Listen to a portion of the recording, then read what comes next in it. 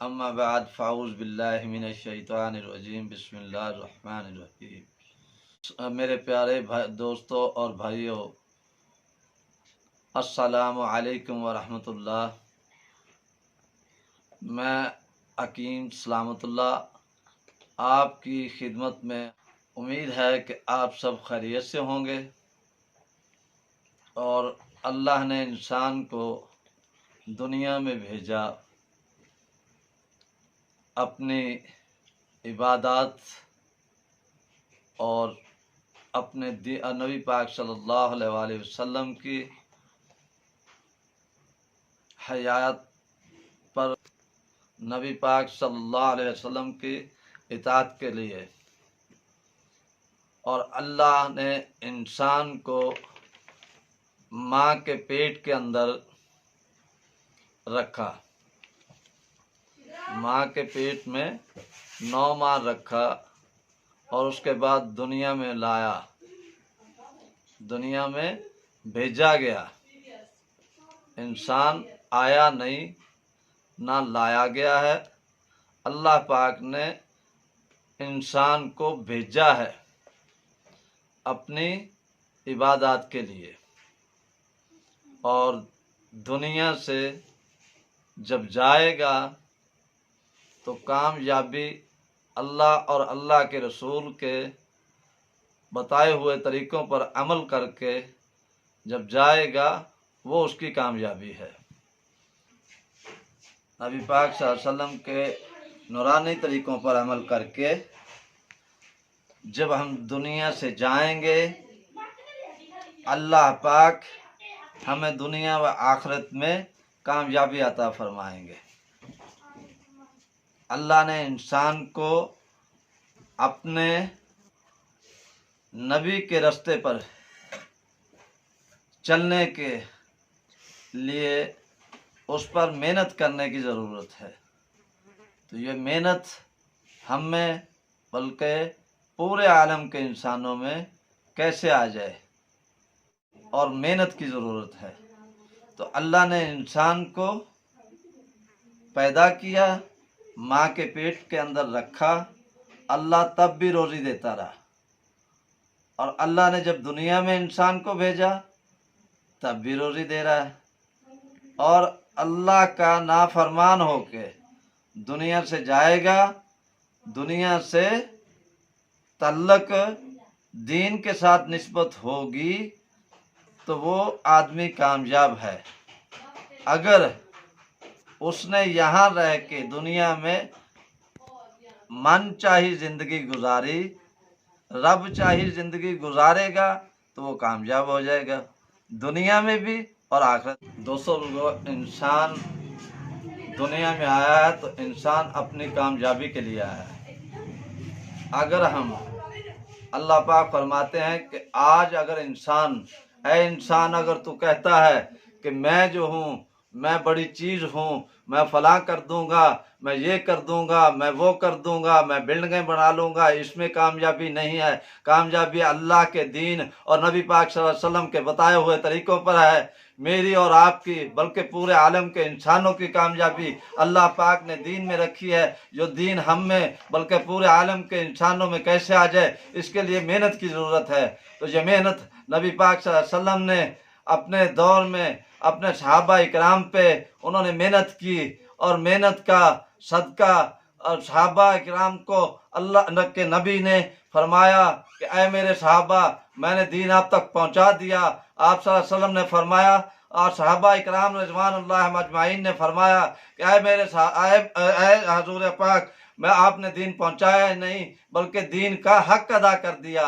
حجۃ الوداع کے آخری خطبے میں آپ صلی اللہ علیہ وسلم نے فرمایا کہ اے میرے صحابہ، میں نے دین آپ تک پہنچا دیا ہے۔ آپ نبی صحابہ اکرام رضوان اللہ اجمعین نے فرمایا، عرض کی کہ یا حضرت، آپ نے دین پہنچایا ہی نہیں بلکہ دین کا حق ادا کر دیا۔ وہ اور جو ہے نا، آپ کی وفات کے بعد صحابہ اکرام دنیا کے کونوں کونوں میں نکل گئے، اور جو ہے، ارے دوستو بھائیو، اللہ پاک نے زمین، آسمان، درخت، درند، پرند، چرند اور جتنی بھی چیزیں ہیں وہ انسان کے لیے بنائی، انسان کو افضل بنایا، اور اللہ پاک نے انسان کو بہترین نبی عطا فرمایا محمد صلی اللہ علیہ وآلہ وسلم۔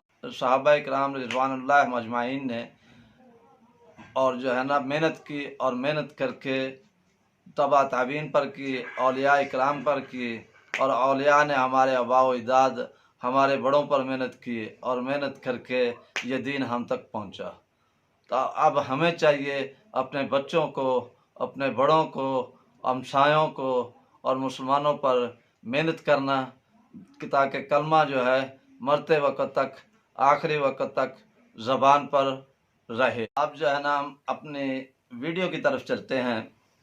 اللہ نے انسان کو بنایا، اور انسان کے اصل سب سے پہلے ہے معدہ۔ معدے کے متعلق، معدہ صحیح ہے تو سب کچھ انسان کا صحیح ہے۔ بعض ٹائم پہ ہم غذا کھاتے ہیں، غذا پیتے ہیں، فروٹ کھاتے ہیں، یا بھی کوئی بھی چیز کھاتے ہیں، تو معدے میں سارا کچھ جو ہے وہ حل ہو جاتا ہے، مکس ہو جاتا ہے۔ تو انسان معدہ جو ہے غذا کو ہضم کر کے اس کا کیلوس نچوڑ کے وہ جگر کو سالہ خون، اس میں سے پیشاب، پسینہ، پخانہ سب کچھ الگ ہو کے وہ علیحدہ ہو جاتا ہے، اور سالہ خون جو ہے وہ دل کو ملتا ہے، اور دل آگے جو ہے انسان کا سب سے مین چیز معدہ ہے۔ اور معدے کے اوپر بعض ٹائم پہ درد کا ہونا، فہم معدہ پہ درد ہونا، جس کو ڈاکٹر حضرات کہتے ہیں کہ السر ہو گیا، السر نہیں ہے، یہ فہمہ معدہ پہ سوزش ہو جانا، پانی پینا تب بھی درد، اور جو ہے غذا کھانا تب بھی درد۔ تو اس کے لیے میں آپ حضرات کو ایک نسخہ بتانا چاہتا ہوں۔ وہ نسخہ یہ ہے کہ دودھ، اونٹنی کا دودھ لے کے 2